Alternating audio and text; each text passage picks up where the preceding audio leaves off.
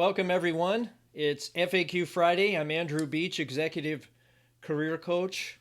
I help professionals communicate their value to find great new jobs faster. That's whether you're working or not.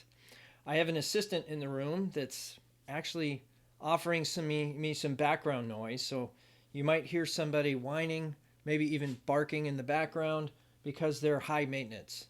But that's okay. It's just Avery. She's my sidekick. And I think she might be back there, so my apologies for that. But it's FAQ Friday. It's also happy hour. It's career happy hour. So this is an opportunity for me to answer any questions that you have about resume, career, anything involving your career. I'm happy to answer. So go ahead and access the chat. It's over on this side of the screen. I'm happy to answer any questions you have about your career. So who am I? Well, I'm Andrew Beach. I help professionals communicate their value to find great careers faster. And that's whether you're working or not. It could be somebody that's looking for a promotion or somebody that's just looking out of college, just graduated, interested in finding their first job. And so some consistent themes that I've had this week was I ran into a number of potential clients that are in the sales community. They're salespeople.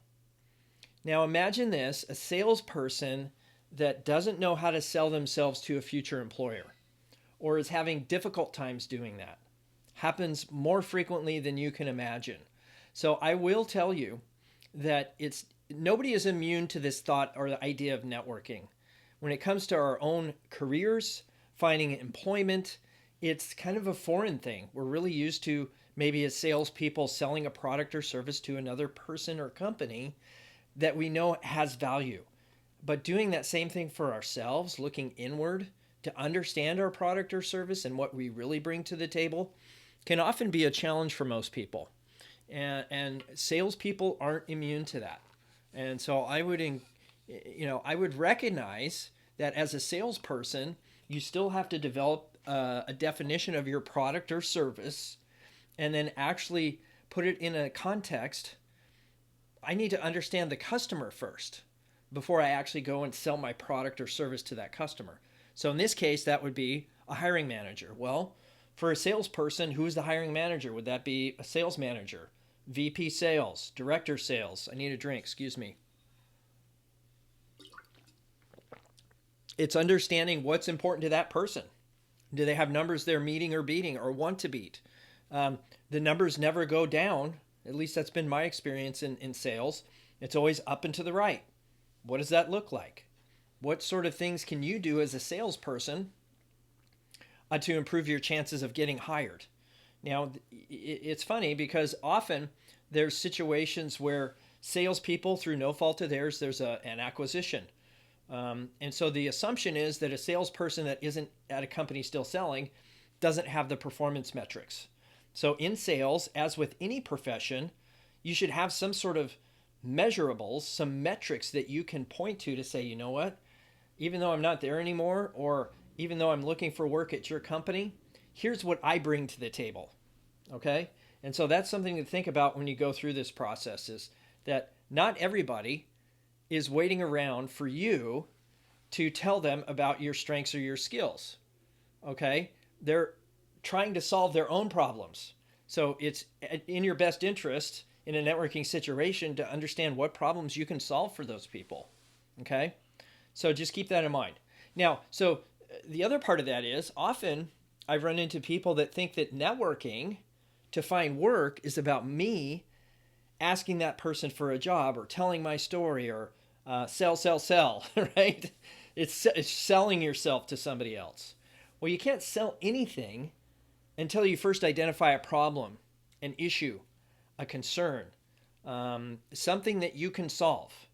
And so I would encourage you that if you're going to go network with somebody, seek first to understand. I think that's one of Covey's habits, is once we seek first to understand, it makes it much easier for us to then align our strengths, our skills, things that we're good at with what they have interest in. So that seeking first to understand will also build rapport. So there's a lot of benefits to understanding before you actually seek to offer your story. So if you have any questions at all, go ahead and leave those in the chat. This is free career coaching. I'm here for you to support your needs. And so when you have a chance, go ahead and stick that information in the chat. I'm happy to answer any questions you have regarding networking, market planning, interviewing, resume. God forbid resume comes up in the questions. I have strong feelings about resume. Anyway, that's another story altogether. So one of the things I wanted to encourage you to do as a free gift is that I do have some resources that I think you should take a look at. And it's the podcast that Scott and I have put together, a book. It's called The Anatomy of a Networking Conversation. And so whether you're a salesperson that really is, struggling with the idea of having to put in online applications and not quite sure what to do, download this checklist or this networking resource. It's an ebook, and it comes with the associated audio versions or audio episodes in the podcast. And so it's a nice document with a companion audio that will actually get you in a position to understand networking just a little bit better in a more practical, pragmatic, softer approach than just going in and overwhelming the audience with information and advice. So that's just something I would encourage you to take a look at. And I'll put a link to that attached to this particular posting here on LinkedIn. So that's jobseekersradio.com /listen. And then you'll see something pop up on the screen that says, hey, do you want to download this thing? And that's the Networking Conversation ebook. So once you put your little email in there, it'll actually send you the link to that book. Okay? So go ahead and get in there, download that ebook, and then go through the book and actually the companion audio. And I think it's just a nice setup. It's really well put together. But I see we have a number of people here on the line. If you have any questions at all, access the chat. You're here anyway. You must have some question related to your career, to your interviewing, to your marketing, your networking. Any questions you have at all about career, happy to answer. So one of the things I wanted to get into today was actually to talk about the different components that are covered in the Anatomy of a Networking Conversation. It's the 4 components of most any interaction that relates to networking for jobs. Now, this can also apply to if you're just looking to network inside your company. So I'm not just doing it based on jobs. So a lot of the techniques here still work. It's just your objective would be a little bit different if it's within your company or if you're just seeking information, okay? So keep that in mind. So the first one is setting up the meeting. Often, we don't take this part into account. We just go do the networking. Well, there's a lot of process and setup that goes into the pre-meeting process. And that means I need to do some research on these people. I need to know who I'm meeting. I need to know why I'm meeting them. And I need to have some compelling questions to ask. And the reason that's important is because the preparation is going to equate to a good meeting. Okay, so that's the first one. The second one is the icebreaker. Often we get into a networking conversation with somebody we don't know, and we don't know how to break the ice. That's actually probably the hardest part of this process. Setting the appointments, sending someone an email or a calendar request, that's all fairly tactical. But how do we strategically break the ice so we have a good conversation? And that's something we talk about in the Anatomy of a Networking Conversation ebook and the associated audio. So I'd highly recommend you take a look at that. Is that once you break the ice, that's now an opportunity for you to set the stage into the question and answer phase.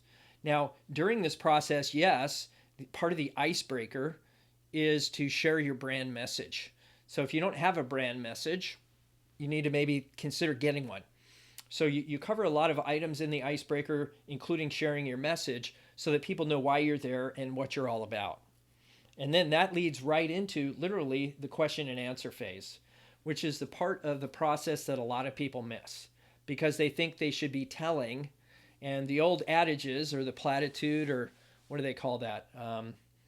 The things that people say that telling is not selling. Let me say that again. Telling is not selling. Developing understanding is selling, right? So understand the client needs first. So the only way you can do that is by asking questions. Now, the nice part is if you start asking questions, guess what? You're demonstrating interest. You're building rapport because you're not making the meeting about yourself. You're making it about the other person and your level of interest in that person and their company and their career. Let me ask you this. In all the companies that you've worked for, how many people showed up on your doorstep asking questions, showing interest, honoring your time, giving you maybe some kudos, recognizing your strengths, right? That probably hardly ever happens.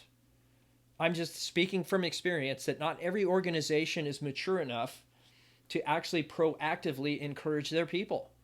And so you, as an outsider, maybe somebody even new to that organization, are going to offer something really special, and that is honor and appreciation and contribution. These are all valuable things that you can give to somebody else and without expectation of return. Now, the nice thing is things tend to balance out. There's this law of reciprocity. So when you've done a good job of subordinating your stories and asking lots of great questions, and you get to the end of the conversation, this is a great time to ask for connection to other people. Because what is the objective of a networking conversation? It's not to get a job. It's not even to get your resume into the right people. It's to gather information, ask for advice, and make connection with new people. That's what networking is all about. Now, if you can make contributions along the way, great. If they ask you direct questions about your experience, by all means answer. And if at the end of that they say, I'd like to see a copy of your resume, that's great. What do what position are you considering me for? That might be something to ask. So continue asking questions, because when they ask for your resume, that can mean a lot of things. And we discussed that in the ebook and in the companion audio. Is often people ask for a resume because they're uncomfortable with the conversation. Why? Because they think it's about you and your need for employment. They're just not comfortable with that. I mean, all of us have issues. It's not like we don't have obligations or challenges or family dynamics or anything else going on in our life. We have to help you find a job. Not that I'm opposed to doing so. To make that the center of the conversation with somebody you don't know is inappropriate. My personal opinion. So I'm going to do everything I can to put them at the center of the conversation. Okay? So if you have any questions, go ahead. You can use the hashtags, I believe. Well, they used to be on the screen, but it's FAQ Friday or Red Quorama. That's just one that I made up. I'll put it in the chat. Just so I can, there it is. It actually shows up in my list. How about that? Go ahead and use the hashtag. Ask me a question. Even if this session is over, it's still an opportunity for you to ask me a question. So what questions do you have? I see 9 people are on the stream. That's exciting. 9 people. Somebody's got to have a question. Hi, Verinder. Good to have you. Thanks for the thumbs up. Any questions out there? I'm happy to answer. I'm here for you. I'm here for you. What else is going on? Well, it's fall. That's for sure. It came on fast. And it's cold. Fast and cold. And the leaves are changing much faster and much earlier this year than they have in years past. In fact, in our neck of the woods here, Portland, Oregon, I think they actually got snow in the mountains. So this is one of the earlier times of the year to be having snow. Any questions out there? Go ahead and ask. I'm happy to answer. Where can you get resume help? The bigger question is, Verinder, what are you hoping the resume can do for you? Just if you can answer that for me first. There's plenty of ways to get resume help. The question is, what are you expecting a resume to do for you? And maybe we can have a productive conversation around that. Grant, thanks for the question. How much effort needs to go into customizing the resume for each job? I would not invest any more than 15 minutes. Why? Because I think you should spend your time invested in meeting people. So if I see a job and it's posted online, what are the odds that they already have somebody in mind for that job? Fairly high. Fairly high. Because often it's compliance is the reason they're posting that job. Wouldn't you agree? And I haven't seen any studies over, gosh, about 8% success rate on online applications. So in terms of online applications, it's low success rate. And I think everybody, Grant, really intuitively knows that networking is the way to go. What they don't know is how to do it. And that's what today's session really is all about, is how do I approach this thing called networking? And if everybody else is saying it's working and I'm not doing it, then that's on me, okay? And I know because I've been in career transition 4 times in my time. And I know each time it rarely was an online application that led to those opportunities. It was always a referral from a friend or networking or both. Okay? And yes, did I have to make an application? Yes. But did they even read my resume? Well, let me ask you that. How do you even know, by the way, that even if you did that application, that anybody actually read your resume? How are you? Answer that for me in the chat. I'm interested to know. Is there any way for us to know whether or not anybody read our resume? Okay? If you know a way to do that, I would be all ears. I would love to have that information. Okay? Good. Verinder, thank you for being honest. You're hoping to get resume help so that you can get interviews. Okay? So let's start there. Let's define together, what is an interview? What is an interview? Is it a conversation among professionals to determine fit for some need that I have in order to solve a problem in our organization, and that problem could be increase sales or roll out a new product or whatever, okay? Isn't it a problem-solving thing? Okay? So if we look at an interview based on its definition, which is a conversation among professionals to see if there's a fit to solve a problem, then we don't need a resume to do that, do we? I can go meet people, professionals, at companies I want to work for to talk around their problems. Now, I know that sounds simplistic. It does require a little bit of finesse. I get that. And maybe some referrals are good.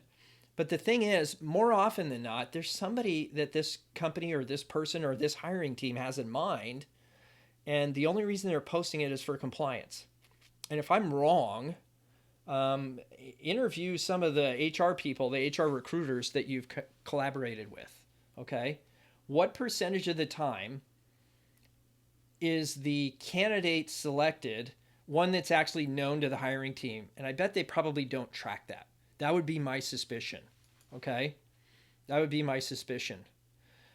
Yeah, I mean, I want to get lots of interviews too. And so resume, 8% effective, that means I have to do at least 100 resume applications before I even get potentially one good interview.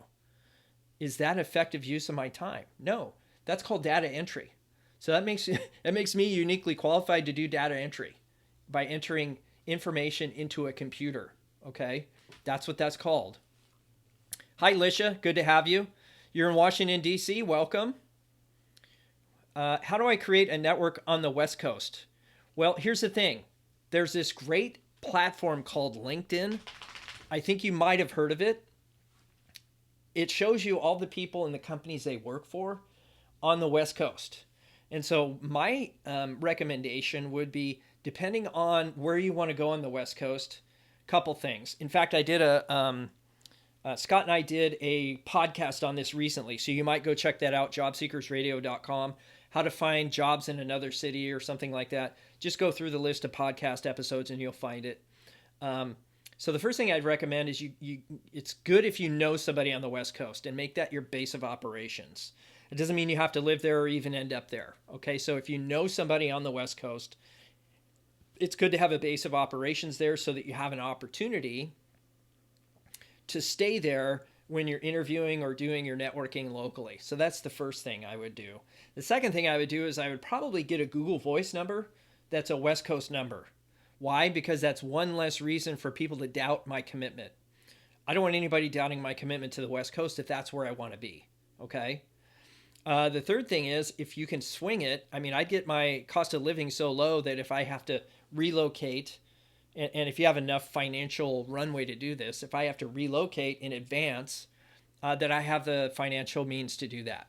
Okay. Because it really depends on your motivation. Okay. Now recognize that many companies are hiring based on what first? A phone screen, right? Through HR, yada, yada, yada. So a lot of networking can be done over the phone and virtually on Skype. Okay. So yes, it may be weird. And yes, it might be harder to connect with people, but most of this can happen on the phone. In fact, you're probably going to get really good at doing things on the phone. Okay. Now, first step, I would start making a list of all the people I know that I have strong relationships with. I don't care where they are, and let them know my intention of building a network on the West Coast. Okay. And then start from there. I always encourage you to start with the people you know first, because that makes sense, right? The people you know are the ones that are most vested in your success. Okay. And they're most willing to help you. Okay. Hi, Shannon. Welcome back. Good to have you 2 Fridays in a row. I think you were here last Friday. Correct me if I'm wrong. Where do you see the biggest benefit from when having networking conversations, recruiters, directors, or managers? It depends on your objective. Let me put it that way, because a lot of people think that networking is just about finding jobs. And when I have the job, I don't have to do it anymore. Okay. All it means is once you have a job, you have a different objective. You want to build a reputation in the company. You want to find the right resources in a company. You want to roll out a strategic project. All it means is the conversation is driven by what you're trying to accomplish. What is your objective? So if you can tell me your objective, that's going to lead you to the people you need to be talking to. Okay. So for instance, if you're in marketing and you're looking for a job in marketing, who would be the hiring manager for that role that you're seeking? That's who I would put as a target, but that doesn't mean I'm going to go talk to that target directly. I could, but I'm going to see who I'm connected to first, right? Start with the people you know first, then get to the ones you don't know. Okay. So if you start with the ones you know, often you'll get introduced. And the introduction is valuable. Why? Because you have higher conversion rates. Third-party validation is a strong, powerful thing. Okay. Grant had a follow-on question. I had a contact that told me to submit the application at a job, and he said he had shown it to the hiring manager. Okay, good. So that's third-party validation. That's absolutely. So here's the caveat, right? So I wouldn't be making blind applications, but if I get a friend of mine that says I should apply for a job, or a hiring manager says I should apply for a job, I'm probably going to do it, okay?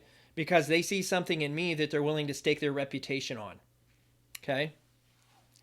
So, and you haven't heard anything back since the 23rd. Yeah, here's the thing, Grant. You don't control their internal process. It is what it is. And so it could be they have to go to the well and get budget money for you. That could take time, could take 2 or 3 months, okay? It could be that they're going through a reorg, right? None of these things are in your control. What's in your control? Well, you keep that in an incubation schedule, right? Calling the people once a week or once every other week, whatever you think is appropriate, and go find another one, okay?